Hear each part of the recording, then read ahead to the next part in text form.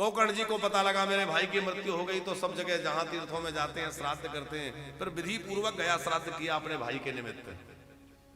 लेकिन जब घूमते घूमते अपने नगर में आए, अपने घर में रुके, तो देखा कि वो तो अभी भी कोई प्रेत यहां भटक रहा है।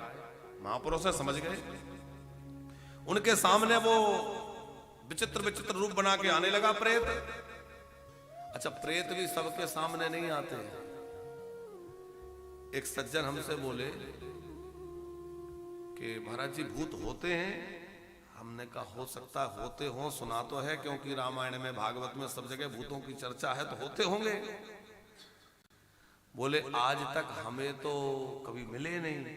हमने कहा भूत भी ऐसे हर किसी को नहीं मिलते, भूत भी उसी के पास जाते हैं जहां कुछ मिलने की संभावना हो। उन्हें पता है कि इससे हमें कुछ मिलना नहीं है, तुम्हारे पास जाएंगे क्यों?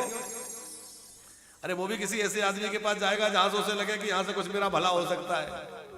तो गोकर्ण जी जो है भगवत भक्त हैं, उनके पास गया धुंधकारी, भाई ये मेरा कल्याण कर सकते हैं। पूछा कि कौन हो तुम, क्यों भटक रहे हो? उसने कहा अहम भ्राता तुदीयोस्मि धुंधकारी तिनामतः सुखिये नैव दोषेन ब्रह्मत्वं नाशितं मया। मैंने अपने ही दोषों से ये दुर्गति मुझे हुई है, अब आप कृपा करिए, मैं तुम्हारा भाई हूं। गोकर्ण जी ने कहा मैंने तो तुम्हारे लिए गया श्राद्ध किया। बोले उससे मेरी मुक्ति नहीं हुई। गया श्राद्ध सते नापी मुक्तर में न भविष्यति। सो गया श्राद्ध से भी मैं मुक्त नहीं हो सकता, क्योंकि मैंने माता पिता को द्रोह किया है, मैंने ब्राह्मण होकर इतने निंदित कर्म किए हैं, क्या किया जाए? बोले ये तो आप ही विचार करिए। गोकर्ण जी ने सूर्य भगवान का ध्यान किया, वहां से आवाज आई कि इसके लिए श्रीमद् भागवत ज्ञान यज्ञ करो, तब ये मुक्त होगा। गोकर्ण जी ने विधि पूर्वक श्रीमद् भागवत का अनुष्ठान किया, किसी वैष्णव ब्राह्मण को मुख्य यजमान बना लिया। चूंकि यजमान तो प्रेत तो रह नहीं सकता, उस प्रेत को आवाहित किया। वो किसी बांस के छिद्र में आके बैठ गया। पहले दिन की कथा हुई, एक ग्रंथि बांस की फट गई, दूसरे दिन दूसरी, 7 दिन में 7 ग्रंथियों का भेदन हो गया।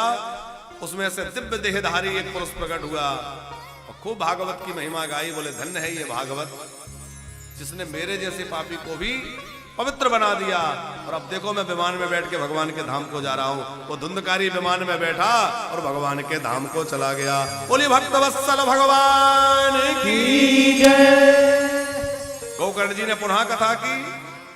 अगली बार तो सब श्रोता बड़े सावधान होकर सुने, तो सबको भगवत धाम की प्राप्ति भई है। और उसके बाद सनकादि नारद जी को कह रहे हैं, देखा कैसे एक पापी भी मरने के बाद भी कथा सुन ली तो भी मुक्त हो गया। फिर जो है वहां दिव्य संकीर्तन हुआ है, जिसमें साक्षात भगवान श्रीमन नारायण प्रकट हुए हैं। बोले भक्त वत्सल भगवान की